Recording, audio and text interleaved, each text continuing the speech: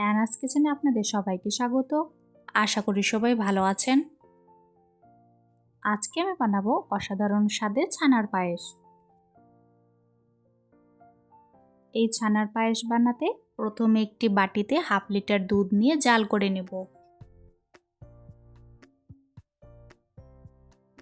দুধ ফুটে আসলে গ্যাসের ফ্লেম বন্ধ করে ভিনেগার দিয়ে দেব।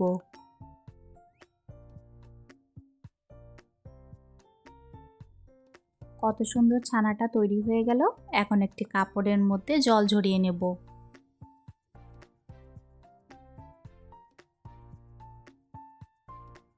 ছানা থেকে সম্পূর্ণ জলটা ঝরিয়ে নিয়েছি।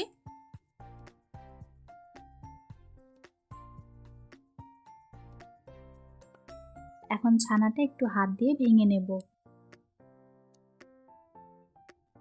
চালের পায়েস তো আমরা সবসময় খাই, একবার ছানার পায়েস এইভাবে বানিয়ে খেয়ে দেখুন, আশা করি ভালো লাগবে। অন্য একটি পাত্রে 1 লিটার দুধ নিয়ে নিব। আমি এখানে ফুল ফ্যাট মিল্ক নিয়েছি।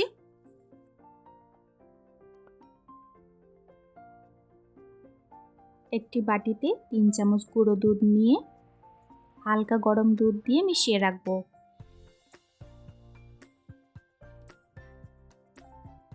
এক লিটার দুধকে জাল করে নিয়ে 500 ml করে নিতে হবে। কিছুক্ষণ জাল করে নিয়ে গুলে রাখা গুঁড়ো দুধটা দিয়ে দিব।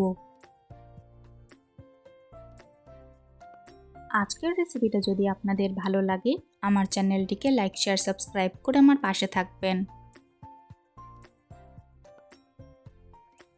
লো ফ্লেমে একটু সময় নিয়ে ভালো করে জাল করে নিতে হবে। এরপর ফ্লেভারের জন্য 2টো এলাচ দিয়ে দিলাম।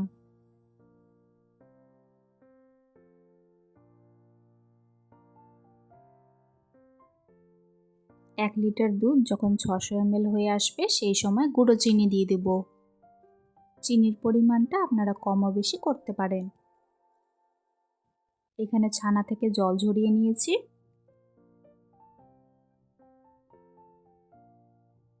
ভালো করে নাড়াচাড়া করতে থাকবো, না হলে নিচে লেগে ধরে যাবে।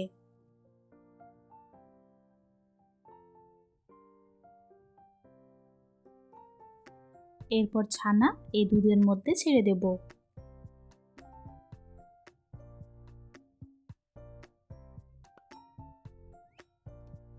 ছানা দিয়ে ভালো করে 2-3 মিনিট মতন জাল করে নেব।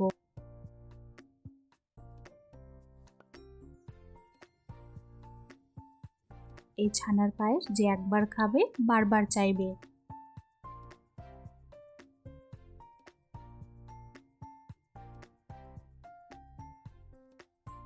ছানা দিয়ে ভালো করে ফুটিয়ে নিয়েছি। ব্যাস তৈরি হয়ে গেল আমাদের আজকের রেসিপি, অসাধারণ স্বাদের ছানার পায়েস। রেসিপিটি কেমন লাগলো অবশ্যই কমেন্টসে জানিও। আমি একটু রোজ পেটাল ও পেস্তা দিয়ে সাজিয়ে দিচ্ছি।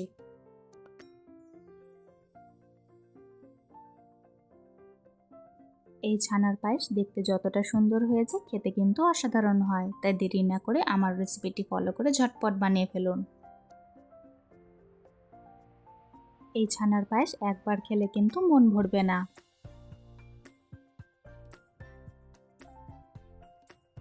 আজকের ভিডিও দেখার জন্য আপনাদের সবাইকে অনেক ধন্যবাদ। সবাই খুব ভালো থাকবেন।